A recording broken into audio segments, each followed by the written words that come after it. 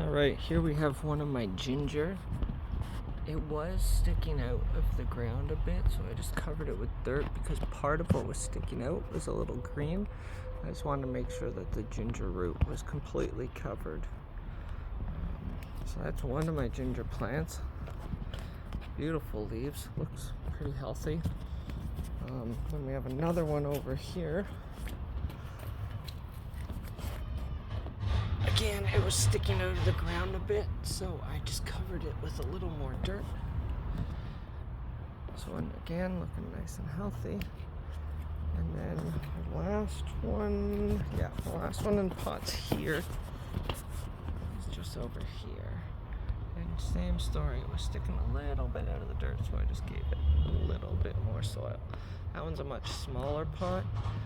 In each one of these though, I put a tiny piece of ginger, maybe like a centimeter by a centimeter or so. So I'm really excited to see what they grow into.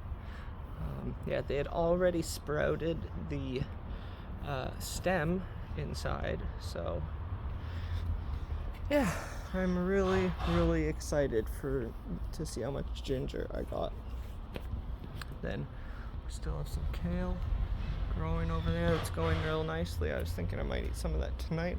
Got a whole bunch of these blueberry cherry tomatoes here. They're coming in nicely. A whole bunch of them actually.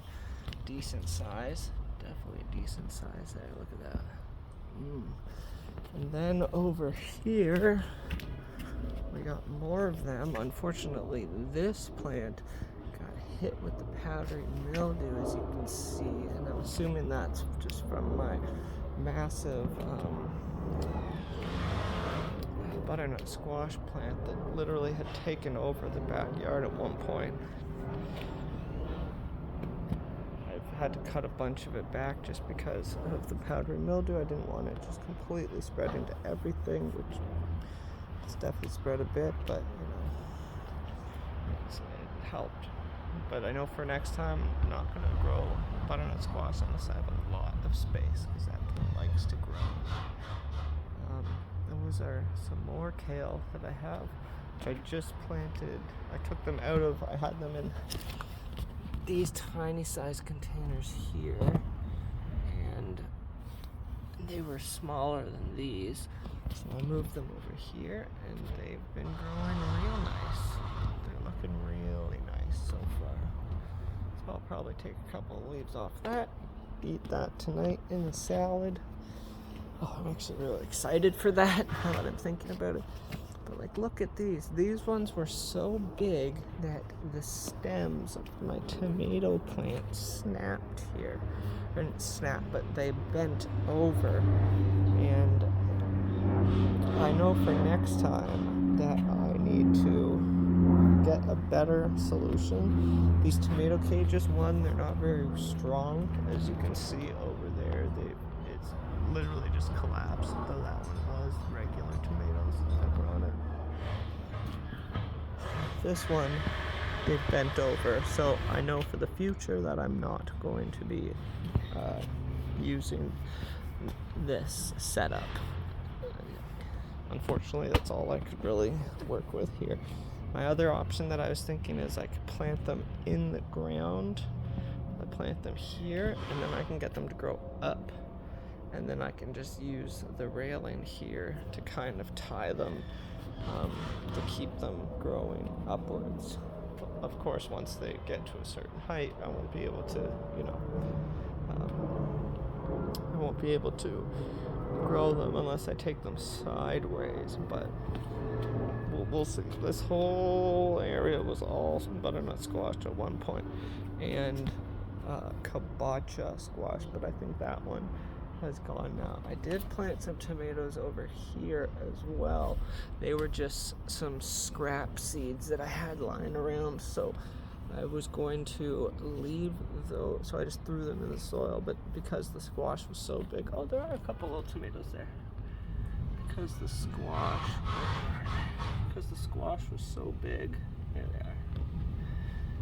The squash was so big, they didn't get a chance to really, do anything. They were stuck underneath the leaves, because the leaves were all like up to here at one point. So yeah, everything's so tiny now. So tiny, it's hard to imagine everything with like this whole area was just covered, absolutely covered. This tree, bush, whatever you want to call it, was absolutely covered as well. Like, oh, they were all that size, the leaves. There's a nice big butternut squash in there as well. Excited to harvest. And then, I don't know if I showed them off yet, but got one here, one in here, another one just in here. So 4 more on the go here. Oh, got some nice big peppers coming in, the sweet peppers. And then most of my hot peppers we have harvested. Though, if you look, there's a Scotch bonnet coming in there. This one's got tons of chocolate scorpions coming in. I'm really excited for those. There's another one. What do we got there? That's a 7-pot primo. There's some ghost pepper there. I think there was a ghost pepper on the other side as well. Oh, and there's some purple right there. We got some purple peach ghost peppers. And last but not least, we have a sweet pepper. There they are. There's massive sweet pepper coming in over here. I think that might be the last sweet pepper coming in, but we'll see. I always got faith that the seasons change and get longer. It's only, well, I guess it's October now. It is October, so got another month or so, I would say. Oh, there's a hot pepper. Wait a second, is there a hole in that one? Did something manage to get inside that? Wow, something got inside that. I feel terrible for whatever dug inside that. Anyways, let's figure that out. And yeah, basically I just wanted to show the ginger. But